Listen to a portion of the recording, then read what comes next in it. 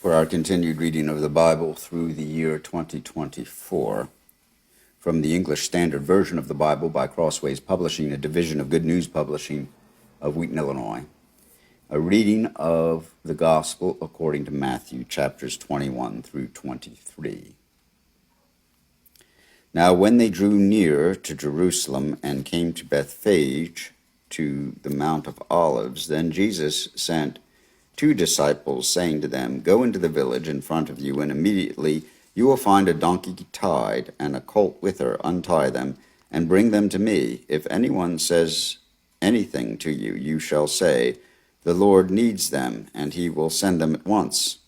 This took place to fulfill what was spoken by the prophet, saying, Say to the daughter of Zion, Behold, your king is coming to you, humble and mounted on a donkey, on a colt, the foal of a beast of burden. The disciples went and did as Jesus had directed them. They brought the donkey and the colt and put on them their cloaks, and he sat on them.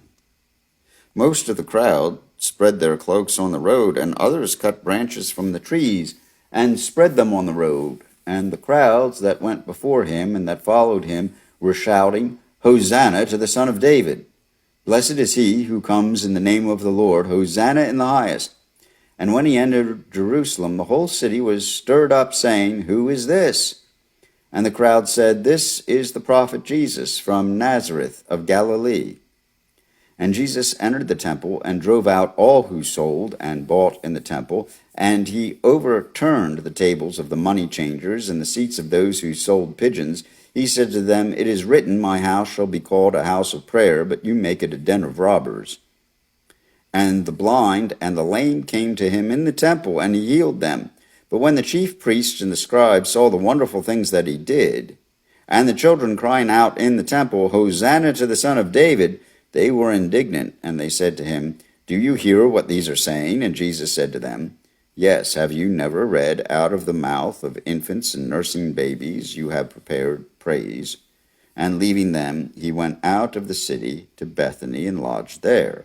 In the morning, as he was returning to the city, he became hungry, and seeing a fig tree by the wayside, he went to it and found nothing on it but only leaves. And he said to it, May no fruit ever come from you again. And the fig tree withered at once. When the disciples saw it, they marveled, saying, How did the fig tree wither at once? And Jesus answered them, Truly I say to you, if you have faith and do not doubt, you will not only do what has been done to the fig tree, but even if you say to this mountain, Be taken up and thrown into the sea, it will happen. And whatever you ask in prayer, you will receive if you have faith. And when he entered the temple, the chief priests and the elders and the people came up to him as he was teaching and said, By what authority are you doing these things, and who gave you this authority? Jesus answered them, I also will ask you one question, and if you tell me the answer, then I also will tell you by what authority I do these things. The baptism of John, from where did it come? From heaven or from man? And they discussed it among themselves, saying, If we say from heaven, he will say to us, Why then did you not believe him? But if we say from man, we are afraid of the crowd, for they all hold that John was a prophet. So they answered Jesus, We do not know. And he said to them, Neither will I tell you by what authority I do these things. What do you think? A man had 2 sons, and he went to the first and said, Son, go and work in the vineyard today. And he answered, I will not. But afterward he changed his mind and went. And he went to the other son and said the same. And he answered, I go, sir, but did not go. Which of the 2 did the will of his father? They said, The first. Jesus said to them, Truly I say to you, the tax collectors and the prostitutes go into the kingdom of God before you. For John came to you in the way of righteousness, and you did not believe him, but the tax collectors and the prostitutes believed him. And even when you saw it, you did not afterward change your minds and believe him. Here another parable. There was a master of a house who planted a vineyard and put a fence around it and dug a wine press in it and built a tower and leased it to tenants and went into another country. When the season for fruit drew near, he sent his servants to the tenants to get his fruit. And the tenants took his servants and beat one, killed another, and stoned another. Again he sent other servants, more than the first, and they did the same to them. Finally, he sent his son, saying to them, They will respect my son. But when the tenants saw the son, they said to themselves, This is the heir. Come, let us kill him, and have his inheritance. And they took him, and threw him out of the vineyard, and killed him. When therefore the owner of the vineyard comes, what will he do to these tenants? They said to him, He will put those wretches to a miserable death, and let out the vineyard to other tenants who will give him the fruits in their seasons.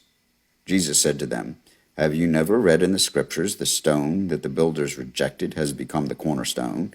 This was the Lord's doing, and it is marvelous in our eyes. Therefore I tell you, the kingdom of God will be taken away from you and given to a people producing its fruit. And the one who falls on the stone will be broken to pieces, and when it falls on anyone, it will crush him. When the chief priests and the Pharisees heard his parables, they perceived that he was speaking about them. And although they were seeking to arrest him, they feared the crowds, because they held him to be a prophet. And again Jesus spoke to them in parables, saying, The kingdom of heaven may be compared to a king who gave a wedding feast for his son, and sent his servants to call those who were invited to the wedding feast, but they would not come. Again he sent other servants, saying, Tell those who are invited, See, I have prepared my dinner, my oxen and my fat calves have been slaughtered, and everything is ready. Come to the wedding feast. But they paid no attention and went off, one to his farm, another to his business, while the rest seized his servants, treated them shamefully, and killed them. The king was angry, and he sent his troops and destroyed those murderers and burned their city. Then he said to his servants, The wedding feast is ready, but those invited were not worthy. Go therefore to the main roads and invite to the wedding feast as many as you find. And those servants went out into the roads and gathered all whom they found, both bad and good, so the wedding hall was filled with guests. But when the king came in to look at the guests, he saw there a man who had no wedding garment. And he said to him, Friend, how did you get in here without a wedding garment? And he was speechless. Then the king said to the attendants, Bind him hand and foot and cast him into the outer darkness, in that place where there will be weeping and gnashing of teeth. For many are called, but few are chosen. Then the Pharisees went and plotted how to entangle him in his words. And they sent their disciples to him along with the Herodians, saying, Teacher, we know that you are true and teach the way of God truthfully, and that you do not care about anyone's opinion, for you are not swayed by appearances. Tell us then, what do you think? Is it lawful to pay taxes to Caesar or not? But Jesus, aware of their malice, said, Why put me to the test, you hypocrites? Show me the coin for the tax. And they brought him a denarius. And Jesus said to them, Whose likeness and inscription is this? They said, Caesar's. Then he said to them, Therefore render to Caesar the things that are Caesar's, and to God the things that are God's. When they heard it, they marveled, and they left him and went away. The same day Sadducees came to him, who say that there is no resurrection, and they asked him a question, saying, Teacher, Moses said, if a man dies having no children, his brother must marry the widow and raise up offspring for his brother. Now there were 7 brothers among us. The first married and died, having no offspring, left his wife to his brother. So to the second and third, down to the 7th. After them all, the woman died. In the resurrection, therefore, of the 7, whose wife will she be? For they all had her. But Jesus answered them, You are wrong, because you know neither the Scriptures nor the power of God. For in the resurrection they neither marry nor are given in marriage, but are like angels in heaven. And as for the resurrection of the dead, have you not read what was said to you by God? I am the God of Abraham, and the God of Isaac, and the God of Jacob. He is not God of the dead, but of the living. And when the crowd heard it, they were astonished at his teaching. But when the Pharisees heard that he had silenced the Sadducees, they gathered together, and one of them, a lawyer, asked him a question to test him. Teacher, which is the great commandment in the law? And he said to him, You shall love the Lord your God with all your heart, and with all your soul, and with all your mind.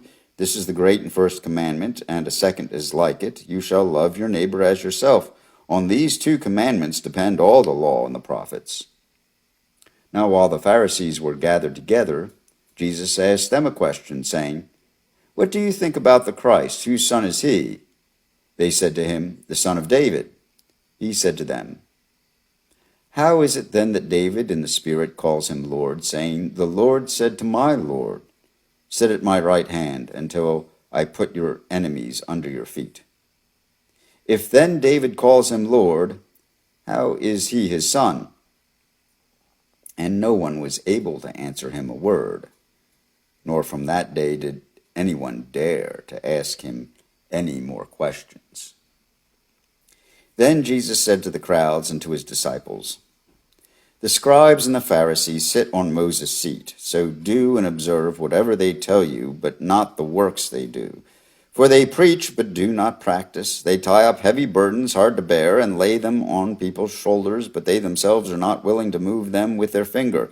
They do all their deeds to be seen by others, for they make their phylacteries broad and their fringes long, and they love the place of honor at feasts and the best seats in the synagogues and greetings in the marketplaces, and being called rabbi by others. But you are not to be called rabbi, for you have one teacher, and you are all brothers. And call no man your father on earth, for you have one Father who is in heaven. Neither be called instructors, for you have one instructor, the Christ. The greatest among you shall be your servant. Whoever exalts himself will be humbled, and whoever humbles himself will be exalted. But woe to you, scribes and Pharisees, hypocrites, for you shut the kingdom of heaven in people's faces. For you neither enter yourselves, nor allow those who would enter to go in. Woe to you, scribes and Pharisees, hypocrites, for you travel across the sea and land to make a single proselyte, and when he becomes a proselyte, you make him twice as much a child of hell as yourselves. Woe to you, blind guides, who say, if anyone swears by the temple, it is nothing, but if anyone swears by the gold of the temple, he is bound by his oath. You blind fools, for which is greater, the gold or the temple that has made the gold sacred? And you say, if anyone swears by the altar, it is nothing, but if anyone swears by the gift that is on the altar, he is bound by his oath. You blind men, for which is greater, the gift or the altar that makes the gift sacred? So whoever swears by the altar swears by it and everything on it, and whoever swears by the temple swears by it and by him who dwells in it. And whoever swears by heaven swears by the throne of God and him who sits upon it. Woe to you, scribes and Pharisees, hypocrites!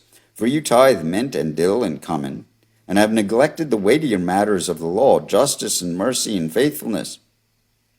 These you ought to have done without neglecting the others. You blind guides, straining out a gnat and swallowing a camel.